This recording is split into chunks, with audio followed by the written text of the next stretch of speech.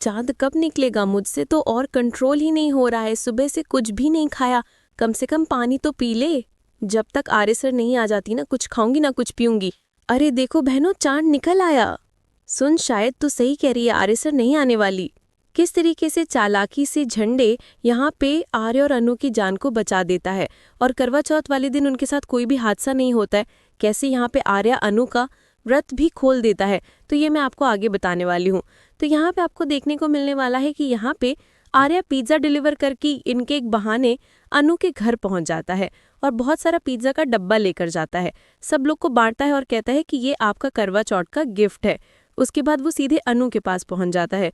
इधर जलंधर का जो आदमी वो भी देख लेता है कि आर्या अब अनु के घर में पहुंच चुका है और छुप छुप कर सब कुछ देख रहा होता है। उसके बाद ये खबर देता है जलंधर को। आर्या और अनु दोनों एक दूसरे से बात ही कर रहे होते, जहाँ पे आर्या अनु के लिए कुछ खाने के लिए भी लेकर जाता है और अनु का करवा चौथ का जो व्रत होता है उसे वहीं पे टेरेस में तोड़ता हुआ दिखाई देगा। उसके बाद देखेंगे अनु यहाँ पे आर्या के लिए एक जैस्मिन का प्लांट रखी होती है उसे गिफ्ट में देने के लिए, तो उसे वो खुशी खुशी गिफ्ट कर देती है। उसके बाद दोनों एक दूसरे से बातें कर रहे होते, तभी यहाँ पे जालंधर का जो आदमी है गन तान लेता है।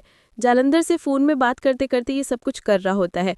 जालंधर कहता है कि मेरे सामने तो मुझसे शूट करोगे, और कहता है कि जल्दी से उससे शूट कर दो। दोनों के ऊपर गन ताना होता है। इधर देखेंगे शारदा देवी काफ़ी ज़्यादा परेशान हो जाती है जब घर में अखंड ज्योति जो उसने जलाया होता है वो अचानक से बंद हो जाता है। शारदा देवी को लगता है कि कहीं कुछ गड़बड़ तो नहीं होने वाली है, कहीं आर्या की जान खतरे में तो नहीं है, और वो आर्या को लेकर बहुत परेशान हो जाती है। तभी वो कॉल करती है झंडे को और कहती है कि आर्या की जान खतरे में है, तुम जल्दी से पता करो आर्या कहाँ पे है, मुझे बहुत ज़्यादा घबराहट हो रही है। झंडे कहता है कि आर्या को कुछ नहीं होगा, परेशान मत होइए। लेकिन यहाँ पे शारदा देवी कहती है आर्या की माँ कि तुम यहाँ पे लंदन कॉल करके आर्या से एक बार ज़रूर बात कर लेना।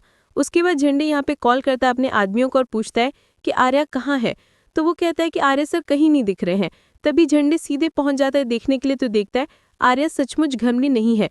ये देखकर वो काफ़ी ज़्यादा शॉक्ड हो जाता है और काफ़ी गुस्सा होता है कि तुम लोग इतना छोटा सा भी काम नहीं कर पाए और आर्या सर को तुमने नज़र भी नहीं रखा।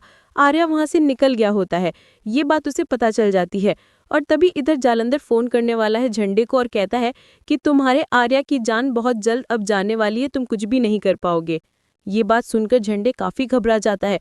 दौड़कर वो अनु के घर पहुंचता है क्योंकि वो समझ गया होता है कि आर्या सर कहीं और नहीं, वो ज़रूर अनु से ही मिलने के लिए गए हैं।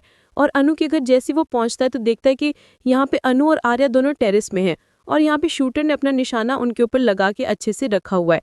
तब यहाँ पे झंडे एक गन लेके पहुंचता है और उस शूटर के सर में रख देता है और कहते हैं कि जल्दी से अपना गन हटाओ, नहीं तो मैं तुम्हें अभी अभी शूट कर दूंगा। वो काफ़ी डर जाता है। उधर जालंधर भी फ़ोन में होता है, उसे लगता है कि अचानक से ये बोलना बंद क्यों कर दिया और उसने अभी तक शूट क्यों नहीं किया। तो यहाँ पे देखेंगे झंडे एक बार फिर से अनु और आर्या की जान को बचा लेता है और उन्हें कुछ भी यहाँ पे नहीं